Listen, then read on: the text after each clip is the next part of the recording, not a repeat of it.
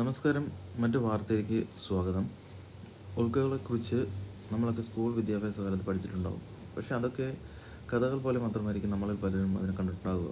എന്നാൽ അത്തരം ഉൽക്കാപതനങ്ങൾ ചിലതിന് നമ്മൾ ജീവിക്കുന്ന ഭൂമിയും സകല ജീവജാലങ്ങളെയും ഒറ്റയടിക്ക് നശിപ്പിക്കാൻ പ്രഹരശേഷിയുള്ളവയും കൂടിയാണെന്ന് ശാസ്ത്രീയ പഠനങ്ങളിലൂടെ നാം മനസ്സിലാക്കിയിട്ടുമുണ്ട്. അത്തരം ഒരു സംഭവത്തിൻ്റെ സാധ്യത അധിക വിദൂരമല്ല എന്നാണ് പുതുതായി വരുന്ന ചില പഠനങ്ങൾ സൂചിപ്പിക്കുന്നത്. 1908 ജൂൺ 30 റഷ്യയിലെ സൈബീരിയയിലെ തുൻഗസ്ക വനപ്രദേശത്ത് ഒരു വാൽ നക്ഷത്രമോ ആസ്റ്ററോയിഡോ ഭൗമാന്തരീക്ഷത്തിൽ വച്ച് പൊട്ടിത്തെറിക്കുകയുണ്ടായി. 12 മെഗാ ടൺ ശക്തിയുള്ള ആ സ്ഫോടനത്തിൽ തുൻഗസ്ക വനപ്രദേശത്ത് 2150 ചതുരശ്ര കിലോമീറ്റർ പ്രദേശത്തെ 8 കോടിയോളം മരങ്ങൾ നിലംപതിച്ചു. സ്ഫോടനത്തിൻ്റെ തരംഗങ്ങളും ഉഷ്ണതരംഗവും കിലോമീറ്ററുകൾക്കും അപ്പുറത്തേക്ക് സഞ്ചരിച്ചു. അത് പോയ വഴിയെല്ലാം ആഘാതം സൃഷ്ടിച്ചു.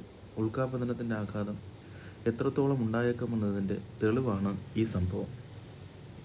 ഭൂമിക്കടുത്ത് നിൽക്കുന്ന ചിഹ്നഗ്രഹം അപ്പോഫിസും സമാനമായ ഭീഷണിയാണ് ഉയർത്തുന്നത്.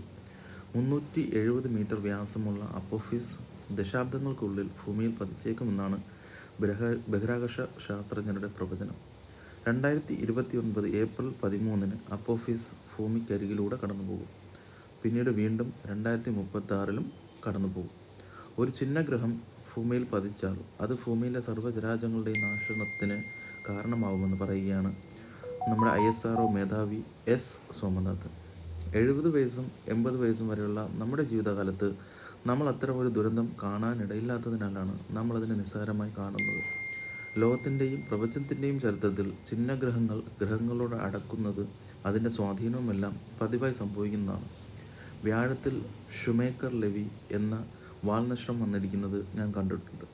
അത്തരമൊരു സംഭവം ഭൂമിയിലുണ്ടായാൽ നമ്മൾക്കെല്ലാം വംശനാശം സംഭവിക്കും എന്ന് അദ്ദേഹം പറഞ്ഞു.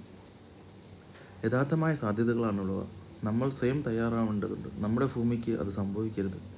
മനുഷ്യവംശവും എല്ലാ ജീവജാലങ്ങളും ഇവിടെ ജീവിക്കണം. ചിഹ്നഗ്രഹ പതനത്തെ നമുക്ക് തടയാനായിക്കില്ല, പക്ഷേ പകരം മാർഗങ്ങൾ സ്വീകരിക്കണം. ചിഹ്നഗ്രഹത്തെ വഴിതിരിച്ചിടുകയെന്ന രീതിയുണ്ട്. ഭൂമിയോട് അടുക്കുന്ന വസ്തുക്കളെ തിരിച്ചറിയുകയും അവയെ വിടുകയും വേണം. ചിലപ്പോൾ ആ ശ്രമം പരാജയപ്പെട്ടേക്കാം. അതിനാൽ സാങ്കേതിക വിദ്യ വികസിക്കേണ്ടതുണ്ട്. പ്രവചിക്കാനുള്ള കഴിവുകളും ചിഹ്നഗ്രഹങ്ങളെ വഴിതിരിച്ചു വിടാനുള്ള ഭാരമേറിയ ഉപകരണങ്ങൾ ബഹിരാകാശത്തേക്ക് അയക്കാനുള്ള കഴിവുകളും ആർജിക്കണം. നിരീക്ഷണം മെച്ചപ്പെടുത്തണം. രാജ്യങ്ങൾ സംയുക്തമായി ഇതിനായി പ്രവർത്തിക്കണം എന്നും സോമനാഥ് പറഞ്ഞു. നിലവിൽ ISRO ചെയർമാനായ ശ്രീ സോമനാഥ് ഇന്ത്യയുടെ 3ാം ചാന്ദ്രയാൻ ദൗത്യത്തിന് നേതൃത്വം നൽകിയ വ്യക്തി കൂടിയാണ്. ഇതിലൂടെ ഇന്ത്യ ആദ്യമായി ഒരു രാജ്യം ചന്ദ്രൻ്റെ സൗത്ത് പോൾ റീജിയനിൽ വിജയകരമായി ലാൻഡിംഗ് നടത്തുന്നു എന്ന ഖ്യാതി നേട്ടം കൈവരിക്കുകയും ചെയ്തു. ആലപ്പുഴ സ്വദേശിയാണ്. ഇന്ത്യൻ ഇൻസ്റ്റിറ്റ്യൂട്ട് ഓഫ് സയൻസിൽ നിന്ന് MTech പൂർത്തിയാക്കിയിട്ടുമുണ്ട്. Thank you for watching.